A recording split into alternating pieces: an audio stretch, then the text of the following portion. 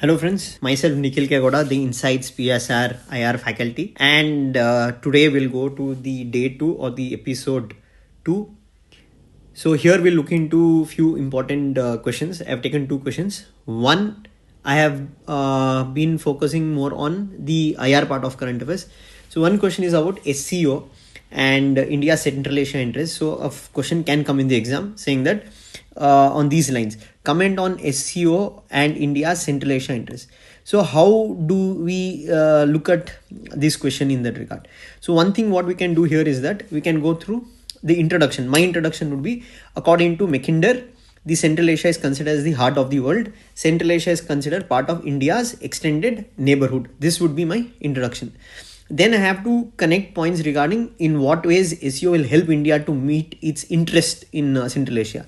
One would be the energy security. You can give example of Kyrgyzstan, Uzbekistan, who are also members of SEO.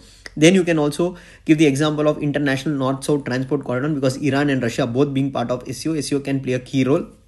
Then you can also speak about tackling radicalization, terrorism within the region, which will be crucial for India's economic investments, that is regional anti-terrorism squad.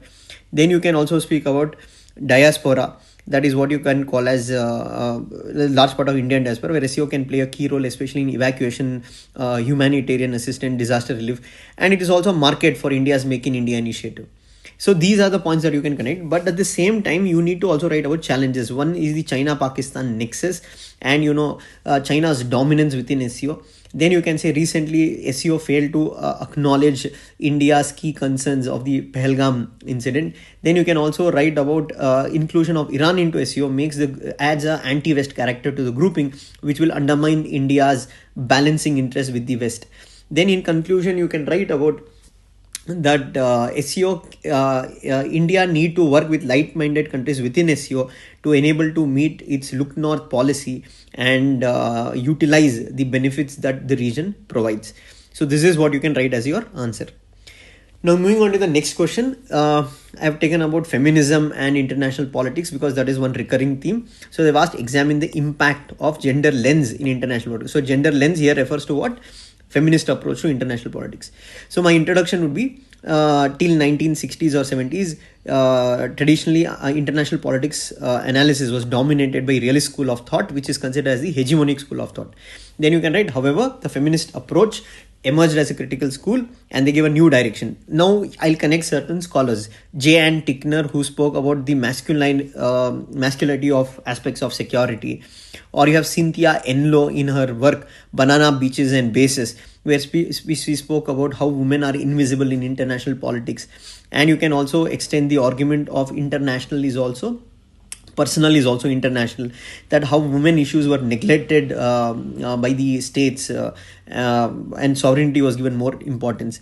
Then you can also write about views of Chandra Mohanty, a post-colonial feminist who speaks about intersectionality of feminism, means how the issues of black women, Asian women also should matter.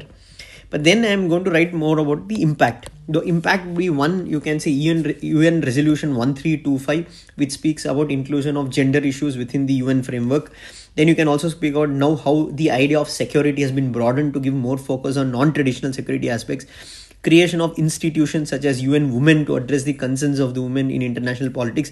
Countries like Sweden have come out with feminist foreign policy. UN has also reformed its operations from peacekeeping to peace building, which also focuses more on after effects, society building, which will be helpful for women who are affected by war and incidents. Then how development today is looked in a more sustainable way, and inclusion of sustainable development goals, where you can say SDG 2 speaks about women empowerment. And you can also speak about involvement of non-state actors such as different organizations, women organizations who are working in tandem with nation states for the betterment of women. And you can also say the post-colonial feminist view has also diversified today the issues of the women from third world countries, where we are looking at how they have a greater impact.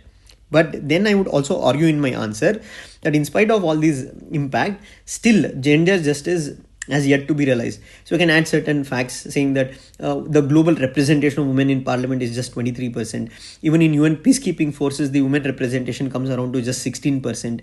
And you can say UN still awaits for its first women secretary general. So hence you can say that in spite of this limitation, one cannot deny that feminism and gender lens has contributed for the international politics to become more cooperative, and also it has brought the significance of rights of women and issues of women as a discourse in international politics.